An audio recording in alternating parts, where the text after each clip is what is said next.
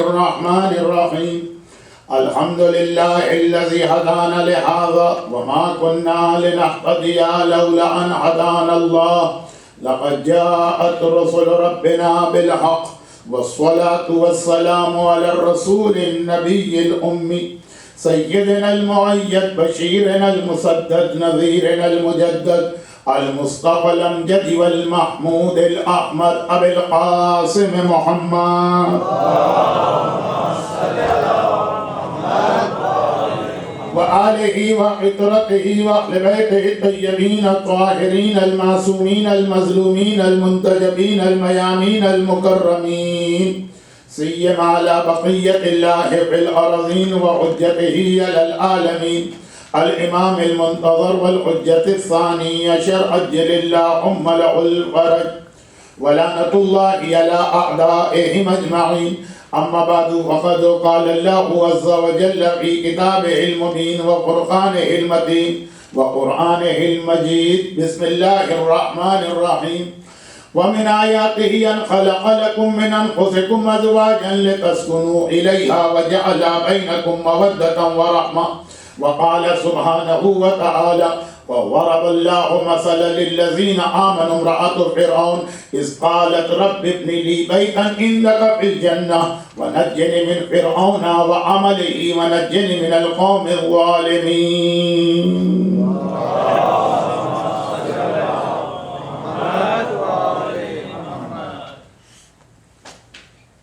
چونکہ آج میری اس مجلس کے بعد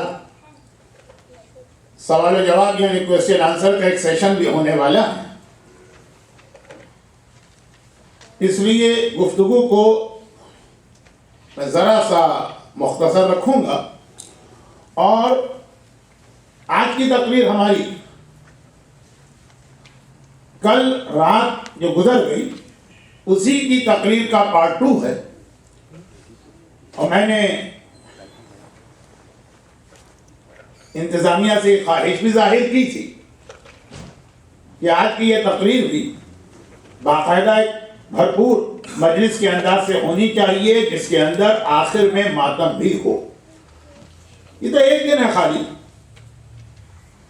رسول خدا نے پورا 1 سال خدیجہ طاہرہ اور حضرت ابو طالب کا ماتم کیا. تاریخ اسلام میں یہ جو 10واں سال تھا پیغمبر کے اعلان نبوت کے بعد، پیغمبر نے 40 کی ایج میں اعلان نبوت کیا جب پیغمبر 50 سال کے ہوئے، اور 1.5 مہینے میں پیغمبر کو یہ 2 صدمے برداشت کرنا پڑے. تو یہ پیغمبر کے لیے اتنا غم لانے والا واقعہ تھا کہ 1 دن 3 دن 10 دن 40 دن پورا 1 سال اللہ کا رسول ماتم کے عالم میں بیٹھا، اور تاریخ میں اس سال کا نام آ گیا سنت الحزن یا عام الحزن، حزن کا غم کا 1 سال جو رسول خدا نے گزارا. اگرچہ ایام اعظام میں آقا حسین کی عزاداری کے حوالے سے آپ سیرت رسول کے ایسے واقعات سنتے ہیں. ہر سال ایام اعزا شروع ہوتے ہیں، ہماری قوم عزاداری میں مشغول ہوتی ہے، ہمارے دشمن فتووں کا ہتھیار لے کے تیاری شروع کر دیتے ہیں کہ یہ شرک ہے، یہ بدعت ہے، یہ حرام ہے، یہ گناہ ہے، اسلام میں اس کی گنجائش نہیں. اور اس کے بعد پھر ہمارے یہاں عزاداری کے حوالے سے جو دلیلیں دی جاتی ہیں تو ان میں پیغمبر کی سیرت کے وہ واقعات بیان کیے جاتے ہیں.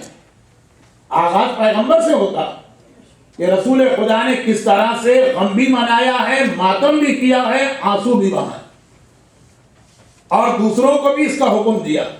تو ایک پوری فہرست سیرت رسول سے ڈھونڈ کے نکالی جاتی جس کے اندر پیغمبر کا اپنے بیٹے ابراہیم کا ماتم کرنا شامل ہے. ابراہیم کی بات آئی تو ایک چھوٹی سی بات میں کل ہی کے کنٹینیوشن میں آگے بڑھا دوں. پیغمبر اسلام کی ایک بیٹی فاطمہ، پیغمبر اسلام کے 2 یا 3 بیٹے. پیغمبر کو ساری اولاد یا خدیجہ طاہرہ سے ہوئی، اور یا صرف ایک بیٹا ابراہیم تھا جناب ماریہ قبطیہ سے. اب یہاں پہ ایک کنفیوژن پیدا ہو سکتا ہے مجھے نہیں معلوم کہ یہ بات میں جن آڈینس کے سامنے کر رہا ہوں یہ صحیح جگہ ہے کہ نہیں. وہ یہ ہے کہ بعض روایتوں میں بھی یہ لکھا ہوا، اور آج کل بعض علماء اس کو بیان بھی کرتے ہیں کہ پیغمبر کی اولاد بیویوں میں صرف جناب خدیجہ سے ہوئی، جبکہ یہ بات بھی طے شدہ ہے کہ پیغمبر کے ایک بیٹے ابراہیم جناب ماریہ قبطیہ سے مدینے میں پیدا ہوئے تھے، اور وہ اتنا بڑا پرابلم پیغمبر کے گھر میں بن گیا تھا کہ جناب ماریہ پہ بھی تہمتیں لگائی گئی، جناب ابراہیم پر بھی الزامات لگائے.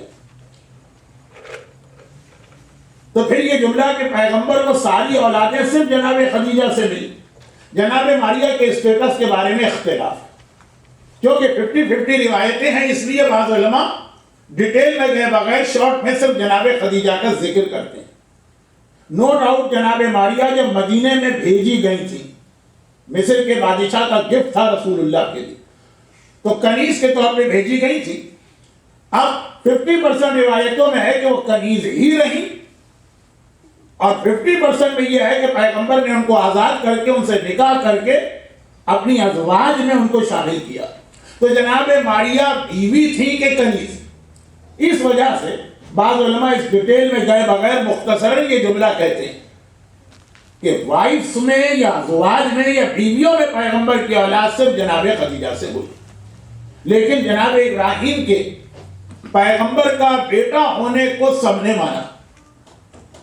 جناب ابراہیم کا پیغمبر کا ماتم ثابت ہے.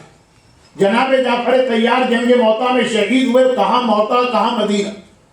پیغمبر مدینے میں بیٹھ کر اسی منٹ جعفر طیار کی شہادت کا آنکھوں دیکھا حال بھی لوگوں کو بتا رہے ہیں اور خود روتے بھی جا رہے ہیں.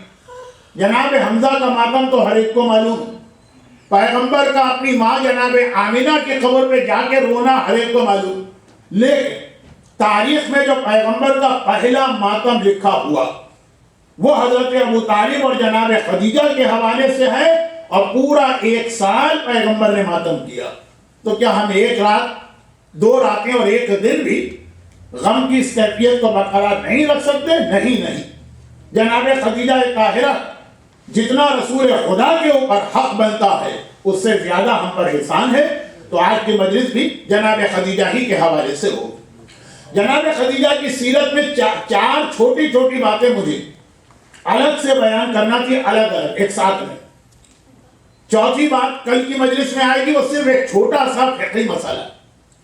اور 3 چیزیں سیرت خدیجہ کی وہ جو یہ بتا رہی ہیں کہ رسول خدا نے کس طرح سے خدیجہ کے احسان کو مرتے دم تک یاد بھی کیا، اور اس حوالے سے عالم اسلام کو کچھ گائیڈ لائن بھی دے دی. نمبر 1 جو میں نے پرسوں کی مجلس میں بتایا کہ مرنے کے بعد جناب خدیجہ کا نام.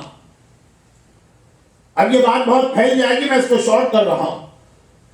کیا غیر خدا کا نام لینا شرک ہے، بدعت ہے؟ یہ جو عقیدہ جب بہت تیزی سے بڑھایا جاتا تو اس میں یہ چیزیں بھی آ جاتی ہیں جو پرسوں میں نے روایت پڑھی. نام خدیجہ اتنا سکون لانے والا ہے کہ پیغمبر جلال میں بھی ہو تو یہ نام پیغمبر کو جمال کی حالت میں اس طرح بدل دیتا ہے، ایسی مسکراہٹ، ایسا سکون. کل میں نے تذکرہ کیا تھا مرنے والے کی قبر کی اہمیت. عالم اسلام کا ایک فرقہ ہے نا جو قبروں کو ڈیمولش کرنے اور نیست و نابود کرنے کی فکر کو آگے بڑھاتا. جناب خدیجہ کے قبر سے پیغمبر کا جو اٹیچمنٹ تھا، ایک چھوٹی سی بات تھی لیکن کریکٹ.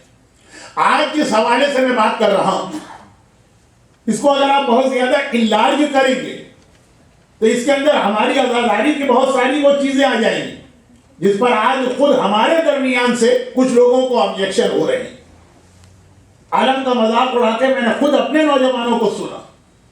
چند ریپیٹڈ جملے ہیں جو لگتا ہے کہ برین واش کر کے منتقل کیے جا رہے ہیں ایک ہی جیسے جملے. یہ کپڑا ہے، کپڑے کی کیا حیثیت ہے، لکڑی ہے، لکڑی کی کیا حیثیت، اس قسم کی بات جس میں علم بھی آتا ہے، تابوت بھی آتا ہے، تعزیہ بھی آتا ہے. یہ ساری چیزیں اپنی جگہ، کیونکہ یہ ماہ مبارک رمضان کے ٹاپک میں اس کی گنجائش نہیں ہے، اس لیے میں اس کی تفصیل میں نہیں جا رہا ہوں. ایک چھوٹی سی بات، جناب خدیجہ کا نام کس طرح پیغمبر کی اس زبان پہ آتا رہا جس کے بارے میں مسلمان کہتے ہیں اللہ کے علاوہ کسی کا نام آنا ہی نہیں چاہیے زبان پر. جناب خدیجہ کی قبر کو کتنی عزت اور احترام پیغمبر عطا کر رہے ہیں کہ میں وہ جملہ بار بار ریپیٹ نہیں کرنا چاہ رہا تھا جس میں خانہ کعبہ کی توہین کا امکان پیدا ہو رہا, لیکن ایک فیکٹ تھا تاریخ, کعبہ چھوڑ کے رسول وہاں جا رہے ہیں. اور تیسری بات جنگ بدر. آج 10th آف رمضان ابھی ختم ہوئی اور نیکسٹ سیٹرڈے 17th آف رمضان ہوگی. تاریخ تو ہوگی, ہم زندہ رہیں کہ نہ رہیں, 17th of Ramzan next Saturday جنگ بدر کی بات. جنگ بدر 17 رمضان کو سورج جب ڈوب رہا تھا تو اس نے ایک عجیب منظر دیکھا کہ 313 کی مختصر سی فوج مکے کی 1000 کی اتنی بڑی فوج کو شکست دی, جس میں سارے مکے کی کریم آ کے بیٹھ گئی. جب نیکسٹ سیٹرڈے اس سال کے کیلنڈر سے آئے گا, مگر اس جنگ بدر کے موقع پر پیغمبر نے 2 اناؤنسمنٹ کیے تھے. ایک وہ تھا جو ہمارے برادر ابھی مرتضیٰ صاحب کی اسپیچ میں تھا یوتھ کے حوالے سے, وہ نیکسٹ سیٹرڈے ہی کو بتاؤں گا کیونکہ آج وہ ٹاپک نہیں. اور دوسرا اناؤنسمنٹ یہ کہ جب مکے کے کافر مارے گئے تو کافی قیدی بھی ہوئے. ہر جنگ میں جو ڈیتھ ٹول ہوتا ہے اس سے زیادہ پرزنرز آف وار ہوتے ہیں. جو قیدی آئے تھے, پیغمبر نے مکے والوں سے اعلان کیا کہ ہم تمہارے قیدی آزاد کر دیں گے, مگر یہ ہمارے خلاف میدان میں آئے, انہوں نے جنگ کی, انہوں نے ہمیں نقصان پہنچایا. تو پیغمبر نے فدیہ لیا, پینلٹی لی کہ اتنے پیسے دو اور اپنے قیدی کو چھڑا کے لے گا. اور جن کے پاس اتنے پیسے نہیں تھے ان کے لیے رسول نے دوسرا سسٹم بنایا جو برادر مرتضیٰ صاحب کی تقریر کا ایک حصہ. تو خیر ابھی تو پہلی تھی. اب یہ جو قید ہو کے آئے تھے ان میں جناب زینب کے شوہر بھی تھے. کون جناب زینب؟ رسول خدا اور جناب خدیجہ کی بھانجی. خدیجہ کی سگی بہن کا نام تھا حالہ. حالہ اور خدیجہ دونوں خویل کی بیٹیاں تھیں. حالہ کا جوانی میں انتقال ہو گیا, ان کی بیٹیوں کو خدیجہ نے پالا. سب سے بڑی کا نام زینب تھا. گھر میں وہ بھانجی تھی لیکن خدیجہ نے بیٹی کی طرح سے ان کو گھر میں رکھ کے ان کی شادی کر کے ان کو رخصت کیا اور جہیز بھی دیا. اب جناب خدیجہ کا انتقال ہو گیا تھا, اس کے 5 سال بعد بدر کی لڑائی ہوئی. زینب کے شوہر مکے کے کافروں کے ساتھ آئے تھے اور میدان جنگ میں پکڑے گئے تھے. پیغمبر نے اناؤنسمنٹ کیا کہ جس جس کی حیثیت ہے وہ اتنے پیسے دے اور اس کو ہم چھوڑ دیں. انہوں نے اپنی بیوی زینب کو مکے میں کانٹیکٹ کیا اور کہا کہ میں اس طرح گرفتار ہو گیا ہوں, میری رہائی کے لیے کچھ بھیج. جناب زینب نے اپنے گلے کا نیکلس اپنے شوہر کی رہائی کے لیے بھیجا. پیغمبر کے سامنے جب پھر ایک ایک پرزنر کے گھر والوں کی جانب سے وہ پیسے آنے لگے, کسی نے درہم دیے, کسی نے دینار دیے, کسی نے جوڑا بھجوایا, کسی نے گولڈ, کسی نے سلور, کسی نے یہ جویلری. یہ نیکلس جیسے ہی پیغمبر کی آنکھوں کے سامنے آیا, پیغمبر کی آنکھوں میں آنسو آ گئے. زارو قطار پیغمبر رونے لگے. اب یہ بہت ہی سیریس قسم کی ایک میٹنگ ہو رہی تھی پیغمبر کے خیمے میں. سارے اصحاب رسول جمع تھے, یا رسول اللہ اس کے گھر سے یہ چیز آئی ہے, اس کو چھوڑ دیں, اس کے گھر سے یہ آئی. پیغمبر رو رہے, گھبرا کے پوچھا اے اللہ کے رسول خیریت تو ہے, آپ رو کیوں رہے؟ پیغمبر نے کہا یہ نیکلس دیکھ کر مجھے خدیجہ طاہرہ یاد آ گئی, ان کی ایثار یاد آ گیا, ان کی وفاداری یاد آ گئی. لوگوں نے کہا یا رسول اللہ ہم نہیں سمجھے, نیکلس دیکھ کر رو کیوں؟ کہا یہ خدیجہ طاہرہ کے اپنے گلے کا نیکلس اور ہار تھا. جب اپنی بھانجی کو ودا کیا تھا تو جہیز کے اندر اپنا یہ زیور بھی اپنی بھانجی کو دیا. ساری زندگی میں نے گلے کا یہ ہار, یہ نیکلس خدیجہ کی گردن میں دیکھا. آج اس کو میں دیکھتا ہوں مجھے خدیجہ طاہرہ یاد آ رہی ہے, اور خدیجہ یاد آ رہی ہے تو خدیجہ کی یاد مجھے آنسو بہانے پہ مجبور کر رہی ہے. اس میں 3 چھوٹی باتیں. نمبر 1, پورا 1 سال تو پیغمبر نے خدیجہ کا ماتم کیا ہی, لیکن ایسا بھی نہیں کہ 1 سال ہو گیا ماتم ختم بند نہیں, اس کے بعد بھی ٹائم ٹو ٹائم خدیجہ یاد آتی ہیں اور ماتم کا سلسلہ چلتا. دوسری بات, پیغمبر نے یہ بتایا بھئی یہ نیکلس ہے کیا, یہ سونے کا بنا ہوا. کیا سونے کی اہمیت؟ جیسے آج ہمارا بچہ کہہ دیتا ہے مولانا یہ تو کپڑا ہے بازار سے خرید کے لایا, ایک پھریرا سی دیا تو اتنا قابل احترام ہو گیا. ان کو سمجھانا ذرا مشکل ہوتا, طریقے سے سمجھایا جائے. جیسے جعفریہ والے یوتھ ایکٹیویٹیز کو اب شروع کر رہے ہیں، بلکہ شروع کر چکے ہیں میں، تو اس قسم کی باتیں ہوں گی نہیں. لیکن یہ واقعی جو ہم پاکستان میں جب تک رہتے تھے تو دشمنان اہل بیت کی زبانی سنتے، اب اپنے بچوں کی زبانی سن رہے. تو یہ نیکلس ہے کیا؟ نیکلس ایک میٹل کی بنی ہوئی چیز ہے، لیکن اس نیکلس کو دیکھ کے رسول رو رہے ہیں اور خدیجہ کو یاد کر رہے ہیں اور بتا رہے ہیں کہ چیزوں کی نسبت کی اہمیت کتنی زیادہ ہوتی ہے. تو خالد ایک سال ماتم نہیں کیا، جب بھی خدیجہ کا کوئی ذکر بنا پیغمبر کی آنکھوں میں آنسو آ گئے. پیغمبر نے بتایا کہ ایک عام سی چیز بھی جب کسی قابل احترام شخصیت سے منسوب ہو جائے تو اس شخصیت کا، اس چیز کا بھی احترام ہوتا ہے اور اس کے حوالے سے اس شخصیت کو بھی یاد کیا جاتا. اور تیسری چیز وہ جسے ہم دوسرے اینگل سے شاید عید کے دن دیکھیں، جب راوی عید کے دن چھٹے امام کے گھر میں گیا تو امام کو روتا ہوا پایا عید کے دن. اور پھر راوی نے پوچھا تو مولا سب لوگ آج خوش ہیں، اور خود آپ نے بھی بار بار یہ دعا پڑھی، اللہم بحق ھذا اليوم الذی جعلتہ للمسلمین عیدا ولمحمد وآل محمد شرفا ومزیدا، کہ آج اتنا اچھا دن ہے اور آپ رو رہے ہیں. تو امام نے ایک جواب دیا تھا جو آپ ہر سال عید کے دن یا شب عید سنا کرتے ہیں، وہ ایک الگ چیز تھی، لیکن میں بتا رہا ہوں خوشی کے موقع پر بھی رونا. بدر کی لڑائی میں مسلمان اتنے خوش تھے کہ پہلی خوشی اعلان رسالت کے بعد مسلمانوں کو بدر کے دن ملی. 15 سال ہمیشہ ٹریجک نیوز آتی تھی، پہلی اچھی خبر بدر کے دن تھے، لیکن خدیجہ کو یاد کر کے رسول اس دن بھی روئے. کسی شخصیت کی عظمت کا اندازہ ان چیزوں سے لگایا جاتا کہ اتنا اہم دن، اتنی بڑی خوشخبری قرآن نے کہا کہ آج کا دن مسلمانوں کے لیے عید کا دن ہے. وہ سورہ روم کی 3 آیت، وہی سورہ روم جو آپ شب قدر میں پڑھنے والے. مگر اس دن بھی پیغمبر خدیجہ طاہرہ کے ایثار و وفاداری کو یاد کر کے روئے. تو خدیجہ کا نام، خدیجہ کی قبر، خدیجہ سے نسبت رکھنے والی چیز ہے، اور 1 سال پیغمبر کا خدیجہ طاہرہ کا ماتم کرنا. خیر پیغمبر ہے، لیکن جناب خدیجہ طاہرہ کا اسلام میں اتنا امپورٹنٹ رول کیوں بنتا؟ اس سے پہلے چھوٹی سی بات یہ میں بتا دوں کہ آج کل ہمارے یہاں بھی بعض لوگوں کو جناب خدیجہ طاہرہ کی دولت کے حوالے سے شک و شبہ پیدا ہوا. اسپیچز تو بہت زیادہ ایسی ہونے لگی کہ خدیجہ کے پاس پیسہ تھا لیکن اتنی مالدار بھی نہیں تھی جتنا آپ لوگوں نے بنا دیا. وہ تھی مکے کی بس ایک کھاتی پیتی عورت، اور مکہ کیا تھا، غریبوں کا شہر تھا، غریبوں کے شہر کا کھاتا پیتا انسان، اس کی کیا دولت کی حیثیت اور اہمیت کیا. دشمنان اہل بیت کو اب زیادہ کام کرنے کی ضرورت نہیں، ہم خود ہی کافی ہیں اپنے پاؤں پہ کلاڑی مارنے کے لیے. جناب خدیجہ طاہرہ کی دولت کے حوالے سے تاریخ میں یہاں تک فقرہ لکھا، وہ ملیکۃ العرب، کوئین آف دا عرب، ایسے تو نہیں کہنا تھی، ان کا ٹائٹل ہے ملیکہ، یا امام زمانہ کی ماں کا ٹائٹل ہے ملیکہ، یا فاطمہ زہرا کی ماں کا ٹائٹل ہے ملیکہ، ملیکۃ العرب، کوئین آف عرب.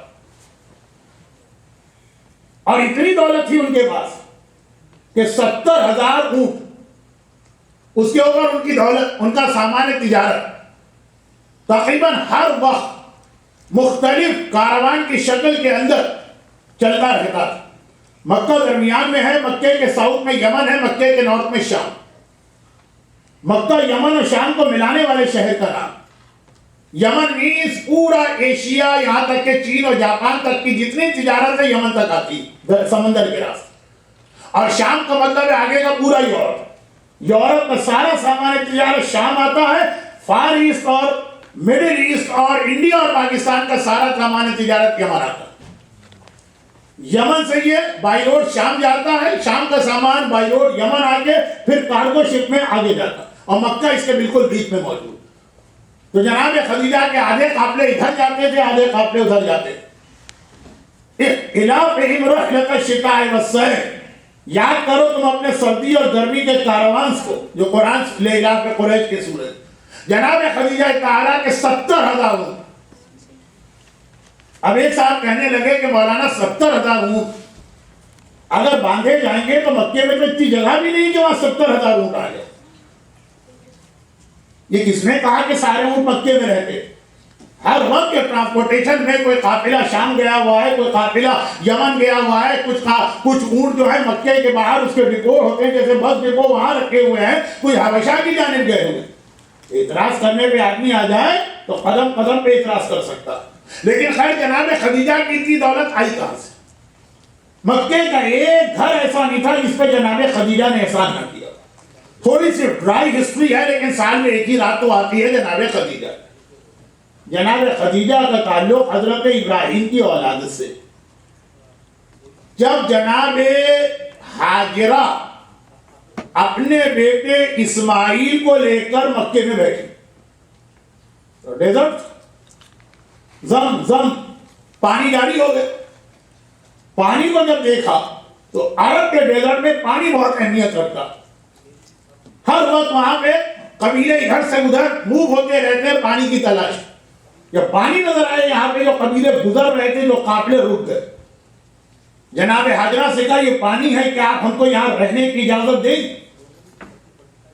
2 کنڈیشن لگائی جناب ہاجرہ. پہلی کنڈیشن یہ لگائی کہ یہ علاقہ جہاں پہ پانی نکلا اس کے اطراف کا علاقہ یہ ہمیشہ ہمارا رہے, جس پہ آج خانہ کعبہ بنا ہوا, یہ ہماری زمین رہے گی, اس کا تم سے کوئی تعلق نہیں. یہ شرط مان لی, اگر کے بعد میں اس کی مخالفت کی. دوسری شرط یہ لگائی کہ بے شک رہو, سرداری ہمیشہ میرے بیٹے اسماعیل اور اولاد اسماعیل کی رہے. ٹھیک ہے, یہ بھی مان لی شرط. بعد میں اس کی بھی مخالفت کی. جب قبیلے آتے گئے میجورٹی از دا رول جو آج آپ کہتے ہیں, جب انہوں نے بنا لیا ہم زیادہ ہو گئے, یہ لوگ کم ہیں. ڈاؤن ٹاؤن کی سب سے ایکسپینسو زمین پہ یہ لوگ بیٹھے ہوئے, تو بھول گئے نا کہ زمین ان کی ہے, پانی ان کے پیروں سے نکلا ہے. لیکن بس بعد کی جنریشن کو پہلے کے بارے میں کیا معلوم ہوتا. حضرت عائشہ کا کہہ اٹھی کہ یا رسول اللہ کب تک ایک بوڑھی عورت کا ذکر کرتے رہیں گے, اللہ نے آپ کو اس سے اچھی خوبصورت اور جوان عورتیں دلوا دی. 10 سال بھی نہیں گزرے جناب خدیجہ کے انتقال کو کہ لوگ بھولنے لگے, اور پیغمبر کو جلال آ گیا, جھوٹ کہہ رہی ہو تم, غلط کہہ رہی. اللہ نے خدیجہ جیسی کوئی بیوی مجھ کو نہیں دی, مگر یہاں تو ابھی 100 سال ہو گئے ہوں گے, بھول گئے. کہا یہ کیا بات ہے, جو سب سے قیمتی زمین ہے اس کے اوپر یہ اولاد اسماعیل قبضہ کر کے بیٹھی, اکثریت ہماری ہے. ان کو نہیں معلوم کہ یہ پانی کس کی وجہ سے نکلا, تو آ کے انہوں نے حملہ کر کے حضرت اسماعیل کی 3rd یا 4th جنریشن کو مکے سے نکال دی. اب یہ اسکیٹر ہو گئے, جس کو جہاں موقع ملا چلا گئے. ان میں سے ایک خاندان گیا یمن بڑا پیسے والا علاقہ. تھوڑی سی ڈرائی ہسٹری ہے, اس سے گزرے تاکہ ہم ان لوگوں کو جواب دے سکیں جو کہتے ہیں خدیجہ کے بعد دولت اتنی آئی کہاں سے, یہاں سے آئی, یمن پہنچے گئے. اسی میں آگے چل کے جناب خدیجہ پیدا ہوئی. یہ حضرت اسماعیل کی اولاد جو یہ پورے عرب کے اندر بکھر گئی, کوئی کہیں کوئی کہیں کوئی کہیں کوئی کہیں, ایک یمن چلا گیا. یمن ابھی آپ نے تھوڑی دیر پہلے سنا بہت مالدار علاقہ, اتنے اہم ٹریڈ روٹ کے اوپر, یا امریکہ میں شاید راؤٹ کہیں گے, اتنے اہم ٹریڈ اور راؤٹ کے اوپر تھا یمن کہ وہاں پہ اتنی دولت تھی لوگوں کے پاس. پھر وہاں سے ایک راستہ نکلتا تھا ایتھوپیا یا حبشہ, وہ بھی ایک بہت بڑا مالدار علاقہ. چنانچہ یہ جو آدمی یہاں گیا اس کے بعد پھر بزنس, اور ہر ایک ملینر 2 دن میں نہیں ہوا, 3 جنریشن لگی ہوں, بہت پیسہ آ گیا. مگر ایک پرابلم تو نہیں جاتی, ایک تبدیلی آ گئی کہ یمن کے اندر کرسچینٹی بہت اسٹرانگ, کیونکہ حبشہ وہاں سے بہت قریب تھا, اور ایتھوپیا کرسچینٹی کا اتنا بڑا ہمیشہ سے سینٹر رہا. ایون آج بھی بہت ہی اپنے عقیدے میں مضبوط اور آرتھوڈاکس قسم کے کرسچن رہتے. اب رہا اس نے جو اپنا خانہ کعبہ بنایا کرسچن اسی یمن میں بنایا, تو یہ پیسہ بہت آ گئے. لیکن چونکہ اب نئے علاقے میں گئے اور یہاں پہ کرسچنز کو بہت زیادہ غلبہ ہے, آہستہ آہستہ یہ لوگ 1 by 1 کرسچن ہونے لگے. کوئی خرابی بھی نہیں, جب تک کہ رسول خدا نہیں آئے. دنیا میں 2 مذہب چل رہے تھے اور پرمیشن یہ آپشن تھا جس کو چاہے اختیار کر. ایک حضرت اسماعیل والا دین جس پر عرب کے لوگ تھے, جس پہ عبد المطلب تھے, جس پہ ابو طالب تھے, اور ایک حضرت موسیٰ اور عیسیٰ والا دین جس میں کرسچینٹی تھی، بالکل صحیح مذہب تھا اس وقت، اختیار تھا. یہ لوگ اپنے سینٹر سے ہو گئے دور، دین ابراہیمی سے، یمن چلے گئے، وہاں پہ حضرت عیسیٰ کی شریعت اور عیسیٰ کے دین کا بڑا رواج تھا. کبھی ام حبیبہ کا واقعہ الگ سے پڑھ لیجیے گا تو پتا چلے گا کہ حبشہ کسے کہتے ہیں. وقت نہیں ہے، نہ حضرت خدیجہ کے ساتھ ان کا ذکر اچھا لگتا. ام حبیبہ وہ نہیں جو آپ مسائل میں ایک روایت سنتے ہیں، ام حبیبہ جن کی قبر کی زیارت ہم لوگ شام میں کرتے ہیں. وہ قبرستان میں جب ہم جاتے ہیں تو کہتے ہیں یہاں پہ حضرت ام سلمہ اور ام حبیبہ کی قبر ہے، وہ ام حبیبہ. وہ بھی تو حبشہ نہیں تھی، لیکن وہ تو رسول خدا کی زندگی کی بات. ابھی میں بات کر رہا ہوں بہت پہلے. اب یہ پیسے والے بہت ہو گئے، اس کے بعد پھر کرسچن ہو گئے، اور جب کرسچن ہوئے تو ٹرو کرسچن ہوئے تھے. اتنا آخر ان کے اندر غلبہ بڑھ گیا، شوق بڑھ گیا کرسچینٹی کہ کرسچینٹی سے ایک چیز ہوتی ہے روحانیت. دنیا چھوڑ دو، دولت چھوڑ دو، جنگل میں جاؤ، وہاں جا کے عبادت کرو. جو اس وقت تک اسلام میں ویلڈ چیز تھی، حرام نہیں تھی، اب حرام ہے روحانیت. اب خاندان خدیجہ کی بات ہو رہی ہے. خدیجہ سے 3-4 جنریشن اوپر فیملی ٹری. ایک آدمی بلینر تھا، وہ راہب بن گیا، اس نے اپنی ساری جائیداد جو تھی وہ اپنے دوسرے بھائی کو. کچھ عرصہ گزرا، دوسرا بھائی بھی راہب بن گیا، اس نے اپنی ساری جائیداد اپنے بھتیجے کو دی. اس طرح کر کے 1 by 1 خلاصہ یہ کہ یہ ساری جائیداد سمٹ کر جناب خدیجہ کے پردادا تک آ گئی، اور وہ ایک اکیلے آدمی اپنی فیملی میں رہ گئے. ادھر مکے میں حضرت قریش پیدا ہو گئے. عربی میں قریش کے معنی اسکیٹرڈ چیزوں کو جمع کرنے والا. یہ بہت بڑی پرسنالٹی. انہوں نے کہا، ان کو یہ اتنے اسٹرانگ ہو گئے، اب انہوں نے کہا کہ اپنے اسکیٹرڈ فیملی کو مجھے جمع کرنا. جو مکے سے میرے خاندان کو باہر نکالا گیا تھا، دوبارہ میں مکے کا رولر ہوں. یہ میں نے جو 2 منٹ میں کہانی کمپلیٹ کر دی، یہ بہت لمبی کہانی ہے لیکن آج رات کے لیے ہے. حضرت قریش، قریش ٹائٹل ہے اسکیٹرڈ چیزوں کو جمع کرنے والا. اب اپنی تمام فیملی ٹریز میں جتنی برانچز جہاں جا رہی ہیں ڈھونڈ ڈھونڈ کے لا رہے. پتا چلا کہ ہماری فیملی کی ایک برانچ یمن پہنچ گئی ہے، وہاں سے ہم کو ڈھونڈ کے لائے. اور اس میں جناب خویل جو ایسے بنے کہ پورے یہ جتنے بھی ان کے بزرگوں کی دولت تھی، ایک ایک نے 1 بلین دولت چھوڑی تھی، وہ سب ان کے ہاتھ میں آ گئی. اور ان کا انتقال ہوا، یہ ساری دولت جناب خدیجہ کو ملی. تو جناب خدیجہ کے پاس خالی اپنے باپ کی جانب سے آنے والی دولت نہیں تھی، بلکہ اپنی فیملی کے وہ 40-50 بلین، سال 2 سال کی بات نہیں ہے، کچھ 100 سال کے اندر جو لوگ جو ایک ایک کر کے ٹرو بلیور بنے حضرت عیسیٰ، دولت دنیا اپنے دوسرے بھائیوں کو دے کر سب جمع ہوئی جناب خدیجہ کے ہاتھ. باپ خویل کے انتقال کے بعد یہ ساری دولت جناب خدیجہ کو ملی، اور وہ مکے کی مالدار ترین عورت بنی. لیکن اتنی دولت آنے کے باوجود ہمیشہ وہ ہمبل رہی اور ہمیشہ یہ سوچتی رہی کہ جو اپنے آپ پہ خرچ کر رہی ہوں اتنا دوسروں پہ بھی خرچ کرنا. پیغمبر کی شادی آنے کے بعد اور چینج آ گئی سوچ، اپنے آپ پہ کچھ نہیں خرچ کرنا ہے، باقی سب پہ سب کچھ خرچ کرنا. شادی سے پہلے جناب خدیجہ کی حالت یہ تھی، دولت وہ جو لباس پہنتی تھی وہ سونے کے تاروں کا بنا ہوتا. اور یہ ہسٹری میں لکھا ہے کہ ایک بار جو لباس پہن لی دوبارہ اس کو دوبارہ کبھی نہیں پہنا. سونے کے تاروں کا بنا ہوا لباس ایک بار پہنا، جب اتار دیا دے دیا دوسروں نیا لباس. اور حالت یہ تھی کہ جب ان کی بیٹی فاطمہ زہرا کی شادی ہوئی تو بغل پہ فاطمہ کے لیے ایک نیا لباس نہیں تھا. اب یہ ساری دولت کتنی دولت ہے جناب خدیجہ کی. پھر اس کے اندر ایک فیکٹر اور آ گیا، اور وہ یہ تھا کہ ان کے بزنس پارٹنر بنے رسول خدا. رسول خدا کو انہوں نے کیوں بنایا بزنس پارٹنر؟ اس لیے کہ یہ گھر میں بیٹھنے والی عورت کی خود تو بزنس نہیں کر سکتی تھی جا کے. بڑا ہارڈ ٹائم دیا جن جن پر انہوں نے ٹرسٹ کیا. جو آپ کی بھی کہانی ہوگی، ہر جگہ میں جاتا ہوں صاحبان ایمان ایک دوسرے کے خلاف کمپلین لے کے بیٹھے ہو. مولانا نے ان سے بزنس کیا، وہ ہمارے اتنے کھا گئے، وہ کہتے ہیں کہ وہ اتنے کھا گئے، اور دونوں مل کے ہم کو کھاتے. خیر، تو خلاصہ یہ کہ اب یہ جناب خدیجہ کو 2-4 بڑے بیڈ ایکسپیرینس. پیغمبر اسلام کو جب پہلی بار بزنس پارٹنر بنائے، ہمارے پاس تو ان کی ایک ہی ٹرانزیکشن. آج تک خدیجہ طاہرہ کو کسی بھی ٹریڈ کاروان میں اتنا پروفٹ نہ ہوا تھا جتنا اس مرتبہ رسول خدا کی وجہ سے ہوا تھا. وہی قافلوں کے ساتھ گئے تھے رسول، وہیں شام گئے تھے، کوئی نئی مارکیٹ میں نہیں ڈھونڈی تھی۔ اب یہ جناب خدیجہ کی جو دولت اپنی جگہ تھی، پیغمبر کی وجہ سے اس میں کتنا اضافہ ہو رہا، اور شادی کے بعد سے لے کے 10 سال مسلسل رسول خدا تجارت میں لگے، مکے سے مدینہ، شام، یمن، بحرین تک میں رسول پہنچے تجارت کرتے، تو خدیجہ کی دولت 10 ٹائمز اور بڑھ گئی۔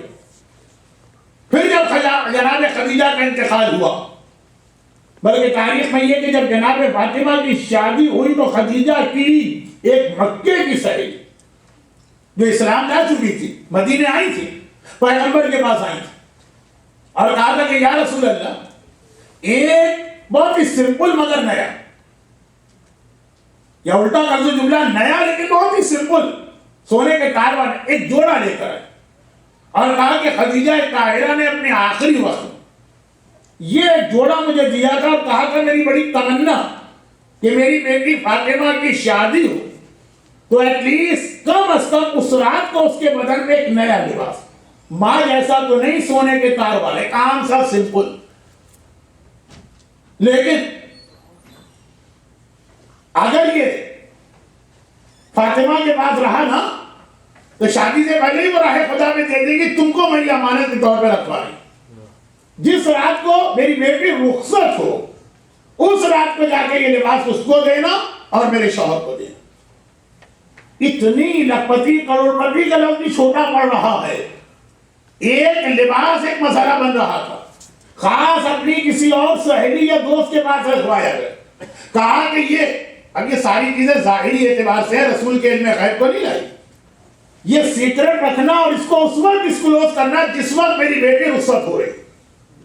اچھا یہاں بھی آپ دیکھیں، ابھی بات یوتھ کی ہو رہی تھی، یوتھ گروپ، یوتھ پروگرام، ہم یوتھ کی جو اصلاح کرنے جاتے ہیں تو غلط ٹائم پر کرتے ہیں اور غلط طریقے سے کرتے ہیں۔ اب دیکھیے چھوٹی سی بات آ گئی خدیجہ طاہرہ کے لباس کے حوالے سے، اب اسی رات جس رات کو جناب فاطمہ کی رخصتی ہو رہی، جو لوگ 81 تک حج کر چکے ہیں، مدینے میں باب السلام اور کھجور مارکیٹ کے درمیان، یا یہ کہہ لیجئے کہ باب السلام اور مسجد غمامہ کے بیچ میں تقریباً ایکول ڈسٹینس میں ایک مسجد فاطمہ تھی، 81 میں اس کو ڈیمولش کر دیا گیا۔ وہ مسجد فاطمہ کی ہسٹری یہی تھی کہ پیغمبر نے جب شادی کی فاطمہ کی تو مولا سے کہا کہ یہ تو ذرا کچھ شادی نہیں ہوئی کہ ایک کمرے سے نکل کے دلہن دوسرے کمرے میں آ گئی، ایک مکان تم رینٹ پہ لو ذرا سا مسجد سے باہر، تاکہ پراپر طریقے سے شادی ہو اور بارات جائے۔ اسلام نے شادی بیاہ میں خرافات، لغویات، واہیات، حرام، گناہ اس سے روکا، مگر یہ کہا ہے کہ شادی باہر شادی کے طریقے سے ہونی چاہیے، ایسا نہ ہو کہ پتہ ہی نہیں چلے کہ اس گھر میں کسی مرنے والے کے چنوں پہ قل پڑھے جا رہے ہیں کہ بیٹی کی رخصتی ہو رہی ہے۔ فرق ہونا چاہیے، شادی کی خوشی کو اسلام مانتا ہے، شادی کی اہمیت کو بھی جانتا ہے، جس کی وجہ سے ایک حرام کو حلال کر دیا شادی کے موقع پر، اہمیت، اور شادی کی خوشی کو بھی مانتا ہے جس کی وجہ سے خوشی کی وجہ سے ایک حرام کو حلال کر دیا۔ ایک اہمیت اور ایک خوشی دو الگ چیزیں، ابھی نہ خوشی پہ آ رہا ہوں پھر اہمیت پہ جا کے اپنی تقریر ختم کروں۔ غنا یا گانا، جو حرام والا گانا ہے، جو واقعا جو حرام، شادی کے موقع پہ کچھ کنڈیشن کے ساتھ اس کی اجازت دی، کیا یہ جائز ہے تاکہ خوشی کا موقع ہو، کچھ کنڈیشنز کے ساتھ۔ ایک تو ویسے ہی تقریر میں گنجائش نہیں ہے، پھر چونکہ آج سوال جواب کا موقع بھی ہے، کسی کو ضرورت ہے تو اس میں پوچھے، لیکن جب میں کہہ دوں کچھ کنڈیشن کے ساتھ، دیٹ مینس کہ پہلے آپ کو جا کے مسئلہ پورا پڑھنا پڑے گا پھر عمل کیجیے۔ مگر سوال یہ پیدا ہوگا کہ اگر شادی میں گانا نہ ہو تو کون سی قیامت ٹوٹی پڑ رہی؟ اسلام اس کو حرام ہی رکھتا نہیں، تو خوشی ایک چیز ہے، بہرحال ایک زندگی کا ایک بہت اہم موقع ہوتا ہے شادی۔ تو اب شہزادی جیسی سمپل لائف کس کی ہوگی؟ مگر شہزادی کی شادی کے بارے میں پڑھیے کس طرح بارات چلی، کس طرح اونٹ کے اوپر سواری گئی تھی، کس طرح ازواج رسول ساتھ ساتھ تھی، کس طرح وہ پورے راستے شہزادی کا قصیدہ پڑھتے جا رہی۔ ایک راستہ تھا، 2 گھنٹے لگتے ہیں اس بارات کو جانے میں، لیکن خیر میں بات یہ کہہ رہا تھا کیا دیکھیے خدیجہ کی خواہش، جو خواہش میں نے اس پوائنٹ آف ویو سے نہیں پڑھی کہ باپ اور ماں کو اپنی بیٹی کو کس طرح رخصت کرنا، یہ نہیں، اس پوائنٹ آف ویو سے پڑھی جو عرب کی سب سے مالدار عورت، سونے کے تاروں سے بنا ہوا لباس پہننے والی، ایک بار جو لباس پہنا دوبارہ ضرورت نہ پڑی پہننے کی، اس کی صرف ایک بیٹی ہے، بیٹی کی شادی کی خوشی اتنی ہے، مگر صرف ایک لباس بڑی مشکل سے بچا پا رہی ہے، وہ بھی ایک سمپل سا لباس۔ تو اب سوال یہ کامن سینس کا اتنی دولت کہاں چلی گئی کہ آخر میں یہ حالت آ گئی؟ مگر اب یہ لباس کمپلیٹ کر لوں تاکہ میرا وہ ٹاپک بھی ہو جائے جو ابھی ہمارے برادر مرتضیٰ سلمہ کی تقریر میں آپ کے سامنے آئے، جب بالکل اس موقع پر کہ بارات تیار کھڑی ہے، خدیجہ کی سہیلی آ کے یہ لباس دیتی کہ یہ اس وقت پہننا ہوگا۔ فاطمہ نے وہ لباس پہنا، وہ لباس پہن کے شوہر کے گھر میں اگلی صبح کو رسول خدا اپنی بیٹی کو وزٹ کرنے گئے۔ میں نے کہا نہیں، تقریباً پہلے 1 گھنٹے کا راستہ ہوتا تھا، اب تو ساری چیزیں ڈیمولش کر دی گئی، اب آپ 10 منٹ تو ابھی بھی آپ کو لگیں گے مسجد فاطمہ جانے۔ پیغمبر وہاں کے بیٹی کو وزٹ کرنے کے لیے جب دیکھا بیٹی کو تو کیا دیکھا کہ وہی پرانا لباس، 2 سال پرانا ہے کہ 3 سال پرانا، وہی پہنے ہوئے ہیں، 24 آورز بھی نہیں ہوئے اس گھر۔ پیغمبر اسلام نے کہا بیٹی فاطمہ وہ نیا لباس جو تیری ماں کی خواہش تھی وہ کہاں؟ کہا بابا ماں کی خواہش تھی، میں پہن کے آ گئی، لباس بڑا اچھا تھا، تو میں نے یہ چاہا کہ اس کو حفاظت سے رکھ دوں کہیں خراب نہ ہو جائے روزانہ کے کاموں، جو خاص اوکیجن ہوگا تب میں پہنوں گی۔ بہت کامن سینس کی بات، حیران بھی یہی کہے گا تو فاطمہ زہرا ہے جو معصومین کو علم و حکمت عطا کیا کرتی، لیکن ہر آدمی بھی کہے گا بات بالکل صحیح، جو قیمتی اور اچھا لباس ہے خاص طور پر اگر ایک ہی ہے تو آدمی اس کو روزانہ کے رف کام میں یوز نہیں کرے گا، ختم ہو گئی بات۔ مگر پیغمبر کا اگلا سوال سنی، کہتے بیٹی لا کے دکھا تو صحیح وہ لباس کہاں رکھا ہو۔ یہ تو آدمی اس سے کہتا ہے یا تو جس کے اوپر شک ہو رہا، اور یا پھر اس وقت کہا جاتا ہے جب ہمیں اصل میسج دینا ہو، کہا بیٹی اچھا لا کے دکھا تو صحیح وہ لباس کہاں رکھا۔ اس طرح کوئی پوچھے ہوگا باپ اپنی بیٹی سے، فاطمہ نے کہا بابا میرے گھر میں کہاں؟ کل جب میں بیاہ کے یہاں آ گئی ماں کی خواہش تو پوری ہوگی۔ دروازے پہ فقیر سوال کرنے لگا کہ میں بے لباس ہوں، اللہم اکثر کل عریان، پورے رمضان آپ دعا پڑھتے ہیں اے خدا بے لباس کو لباس پہنا۔ پاکستان کے فلڈ میں جا کے دیکھیے سب کتنے ایسے لوگ یہ کہتے ہیں پچھلے رمضان میں 1000 سے 2000 جوڑے ہم غریبوں میں بانٹا کرتے تھے، آج ہم ایک کپڑا اپنی بیوی کے لیے مانگ رہے ہیں۔ اوور نائٹ چینج ایسی آ جاتی ہے جس میں ان کی مظلومیت پہ ہمیں رونا بھی آ رہا ہے اور خوف خدا سے ہم ڈر بھی رہے ہیں کہ ایسا نہ ہو کہ 24 گھنٹے میں ہمارے حالات بھی ایسے بدل جائیں۔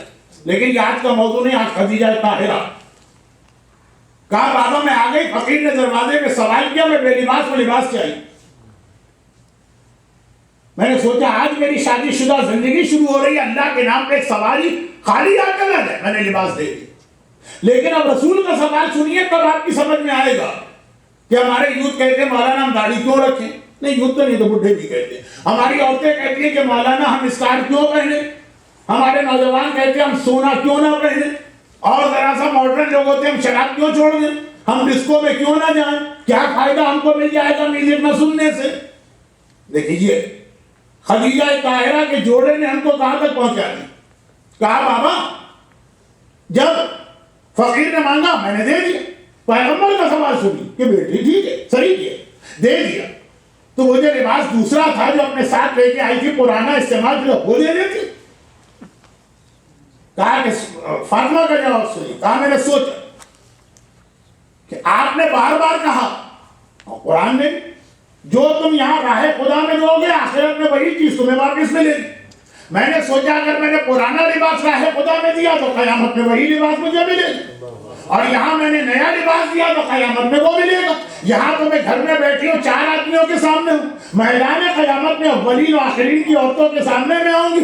اصل موقع تو وہ ہے کہ یہاں پہ اچھا لباس ہونا چاہیے، یہاں گھر میں بیٹھنے والا کتنے لوگوں کے سامنے جاتا، میں نے اس لیے اچھا لباس یہاں دیا کہ مجھے وہاں اچھا لباس چاہیے۔ محمد وال محمد بلندر صلوات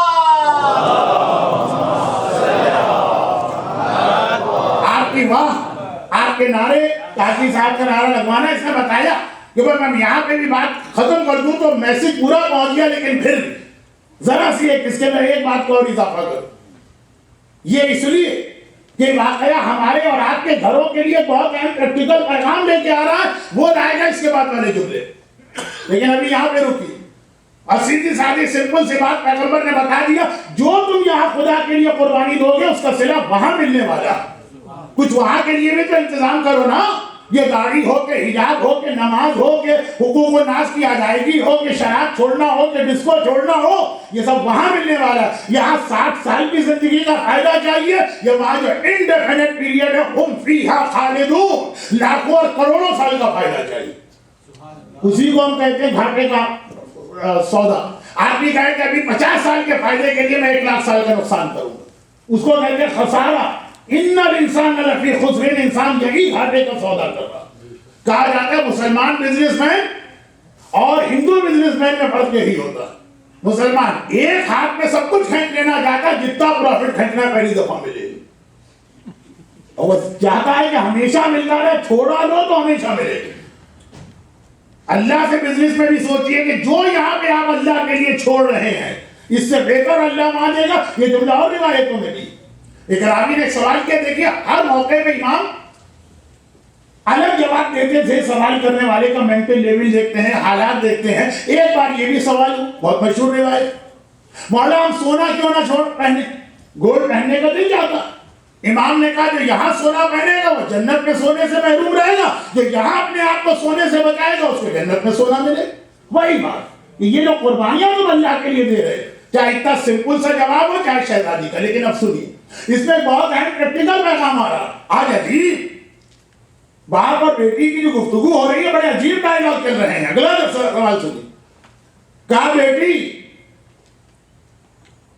یہ اس لیے کہ اس کا جو اصل جو میسیج ہے وہ آ رہا، بیٹی مگر یہ سب تم نے سیکھا کہاں سے؟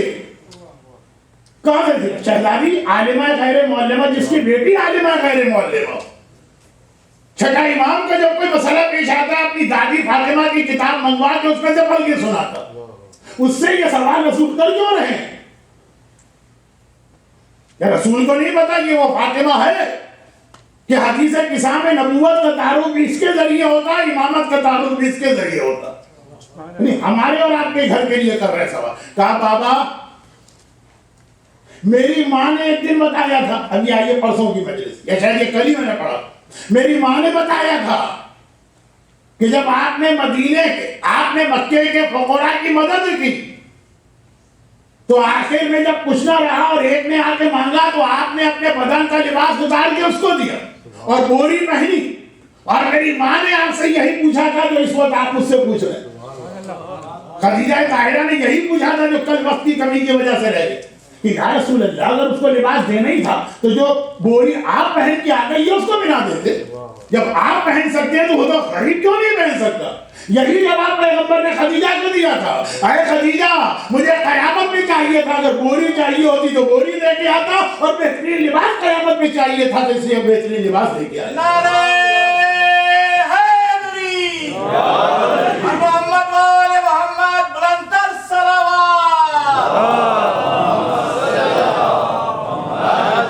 اب یہ دیکھیے واپس گھوم کے بعد خدیجہ طاہرہ پہ آ گئے. یہی سوال خدیجہ نے کیا تھا جو کل میں نے یہاں تک نہیں پڑھا تھا، خالی بوری پہننے تک پڑھا تھا، کیونکہ آج یہ واقعہ تھا. اب اس سے کیا بات پتہ چلی؟ اس سے ہمارے سامنے دو چیزیں سامنے ہیں. پہلی بات یہ سامنے آ رہی، خدیجہ طاہرہ کو معلوم ہے کہ میری بیٹی فاطمہ کتنی صاحب فضیلت بیٹی ہے. روایت یہ ہے کہ جب پیغمبر نے 40ویں سال اعلان رسالت کر دیا تو پورے عرب پیغمبر اور خدیجہ دونوں کا بائیکاٹ کیا. خدیجہ سے یہی کہا کہ خدیجہ تمہارا کوئی قصور نہیں، آج بھی محمد کو چھوڑ کے آ جاؤ تو تم اسی طرح ہماری ملکہ ہو جیسے پہلے تھے. اور خدیجہ نے کہا کہ اپنے شوہر محمد پر ایسی 70 لاکھ دنیا قربان کر دوں، سب کچھ چھن جائے گا لیکن میں اپنے شوہر کا ساتھ نہیں چھوڑوں گی. لیکن اب ہوا کہ قید تنہائی بہت بری قید ہوتی ہے. پیغمبر تو پھر بھی سارا دن گھر کے باہر تبلیغ رسالت کرتے. خدیجہ گھر میں بالکل اکیلی رہتی ہیں، دن ہو یا رات، 1 دن 2 دن 4 دن تو پھر بھی برداشت کر لیا جائے، 5 سال ایسے گزر گئے، اور اس وقت زیادہ تکلیف ہوتی ہے جب وہ لوگ آپ کو دیکھ کے منہ پھیر لیں جن پر آپ نے ایک نہیں سمجھے روزانہ احسانات پہ احسانات کیے، آپ نے کبھی احسان نہیں جتایا ہو، لیکن دل کو دکھ تو ہوتا ہے کہ مجھے دیکھ کے سلام کرنے کو تیار۔ 5 سال خدیجہ اتنی پریشان، سارا دن تو گھر میں اکیلے ہوتی، جب شام کو پیغمبر آتے ہیں تو ایسی حالت میں آتے ہیں کہ خدیجہ کا خود ہی دل نہیں جاتا بات کر رہے، تھکے ہوئے ہیں، زخموں سے چور چور ہے، خدیجہ ہی زخم پہنچے گی، مرہم پٹی کرے گی، پیغمبر کی تکلیف دیکھ کے پیغمبر کو آرام کے لیے لٹا دیں، پتا ہے کہ یہ رات کو اٹھ کے پھر فجر تک عبادت کریں گے، پھر نکل جائیں گے قبلیت کے لیے۔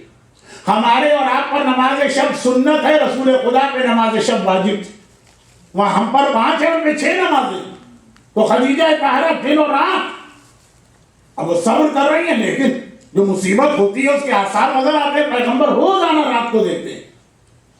اب یہ الفاظ آج کل کے ہیں، اہل بیت کے گھر میں یہ الفاظ کبھی آئے بھی نہیں، ڈپریشن، ٹینشن، لیکن ایک پریشانی تو ہے۔ پھر پیغمبر نے دیکھا 5 سال کے بعد، اب جب میں گھر میں آتا ہوں تو خدیجہ بڑی فریش نظر آتی ہے، وہ پریشانی نہیں ہے۔ ایک مرتبہ ساری چیزیں جانتا ہے رسول، ہمیں اور آپ کو جو پریکٹیکل میسج دینا، کہا کہ اے خدیجہ اب کیا ہے، آج کل دیکھا میں نے تمہیں کہ تم اتنی پریشان اور غمگین نظر نہیں آتی۔ خدیجہ نے فرمایا کہ یا رسول اللہ، میرے پیٹ میں موجود جو میری بیٹی ہے فاطمہ، اب دن اور رات یہ مجھ سے باتیں کیا کرتی، یہ مجھے تسلی دیا کرتی ہے، یہ میرا غم بتایا کرتی ہے، یہ اس طرح بات کرتی ہے مجھے پتہ ہی نہیں چلتا دن کب گیا، رات کب آئی، رات کب گئی، دن کب آیا۔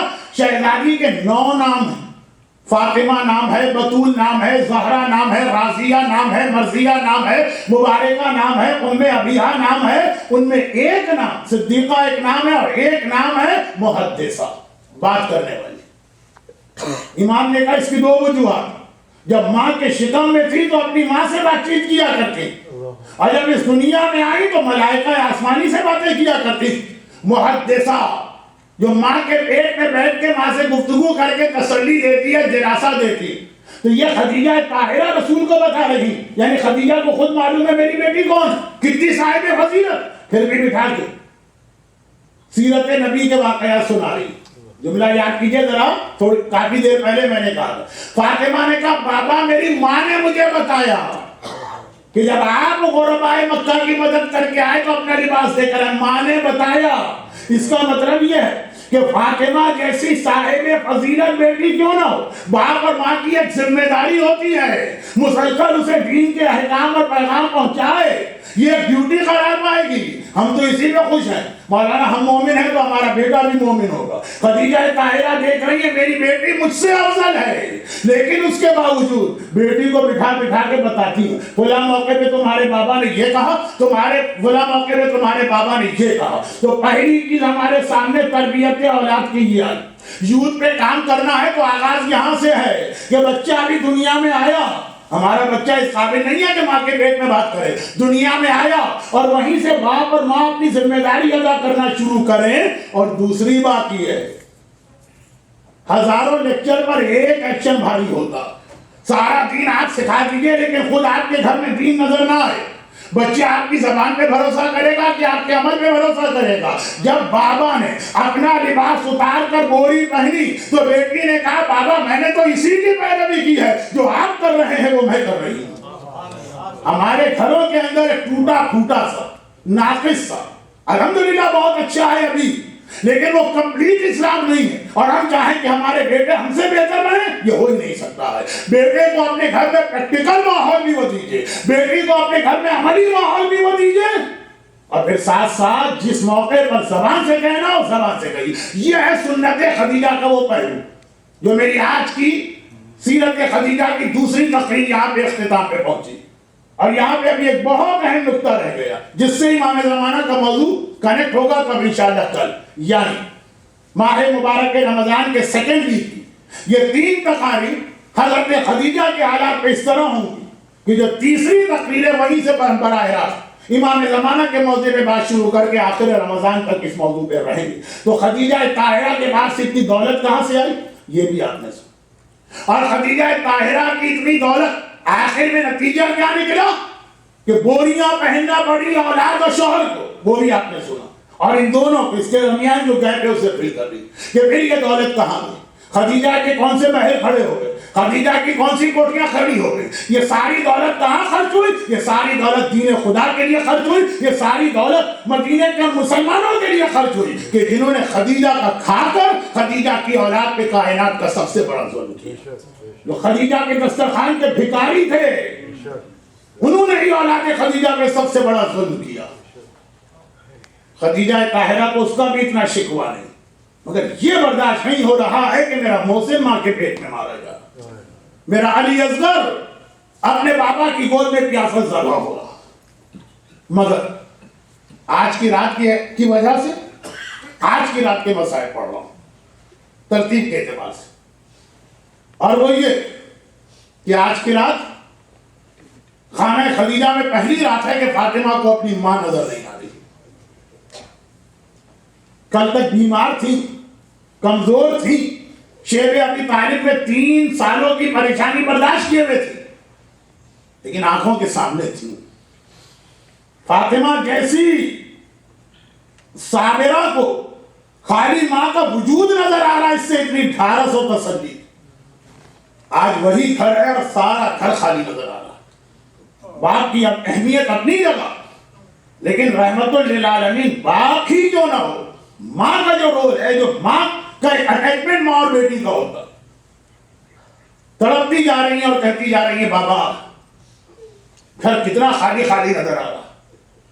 پیغمبر تسلی دے رہے بیٹی تیری ماں اس وقت جنت کے باغات میں ٹہل رہی, لیکن ہر تھوڑی دیر کے بعد رات کے اندھیرے فاطمہ کی زبان پر اماں ماں یہی الفاظ آئے جا رہے.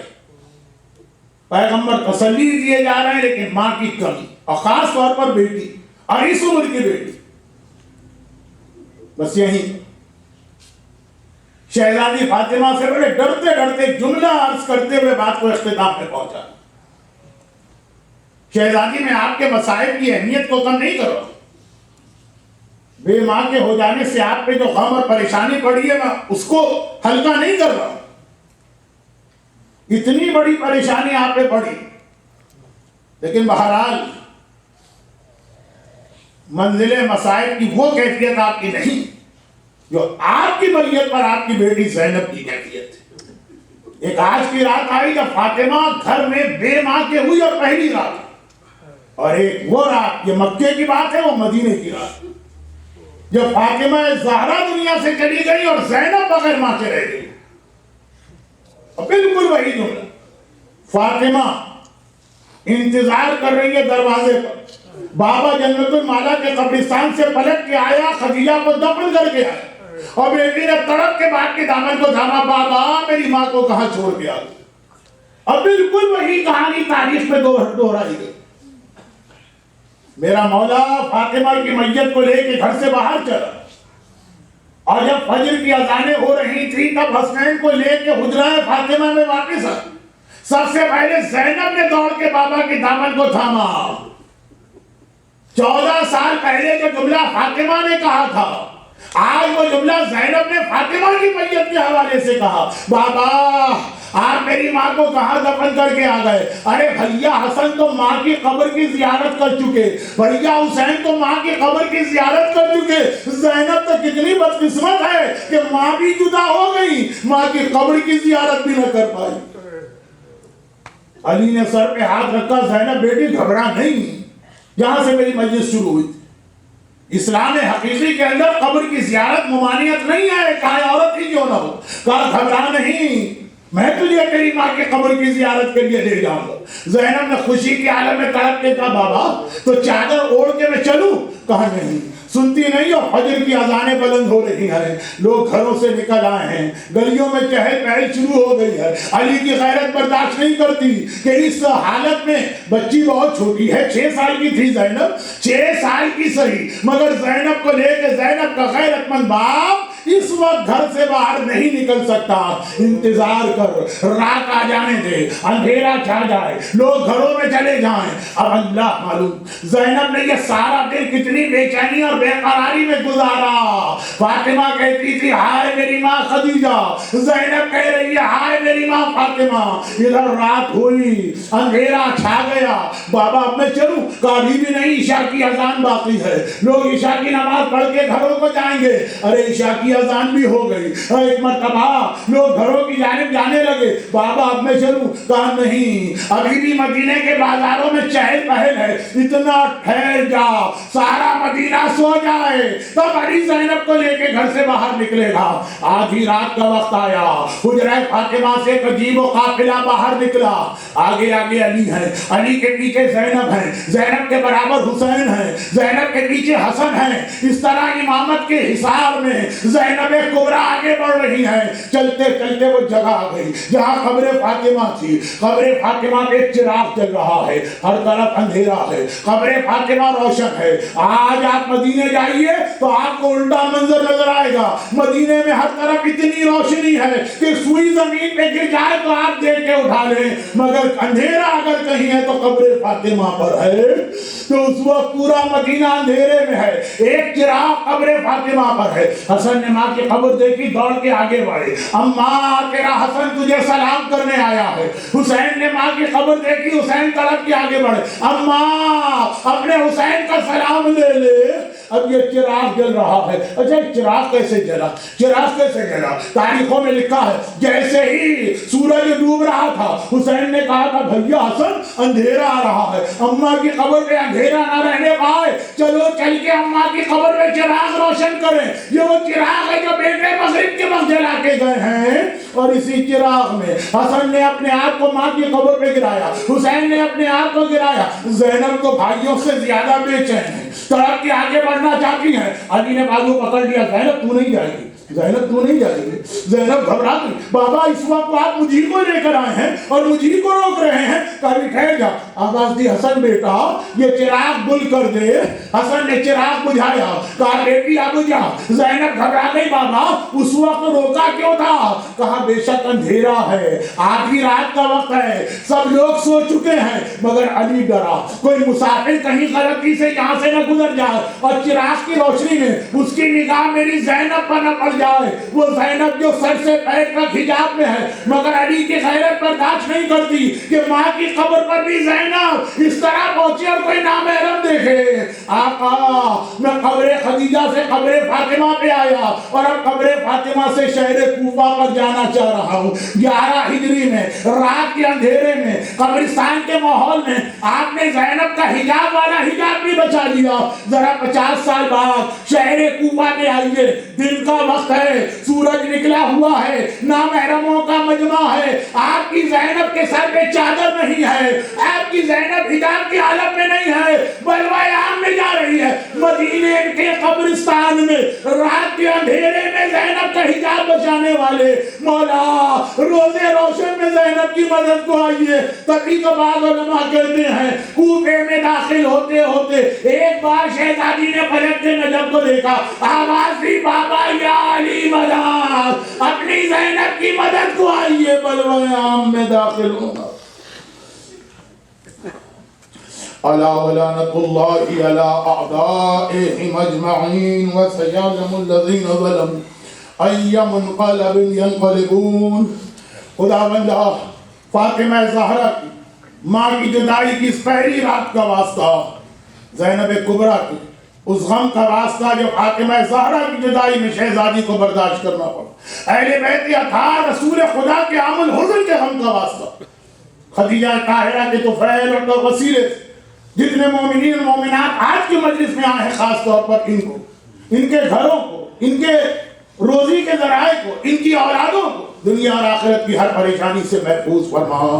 دنیا بھر میں جہاں جہاں اولاد خدیجہ اور خدیجہ طاہرہ کی محبت کے قائل آج بھی دشمنان اہل بیت کے مظالم کا نشانہ اسی وجہ سے بن گئے، خاص طور پر عراق و پاکستان، کراچی اور کوئٹہ، ڈیرہ اسماعیل خان اور پارا چنار، خداوند ان پہ ظلم کرنے والے ان تمام ظالموں کو نیست و نابود فرما۔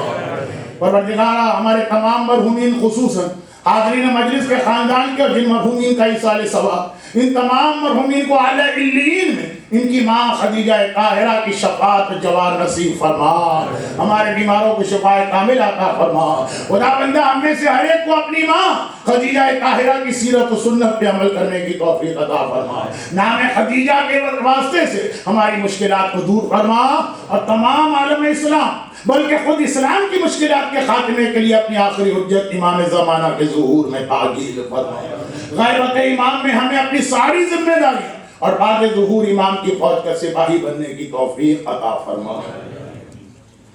एक सूरह फातिहा की इल्तिमास है।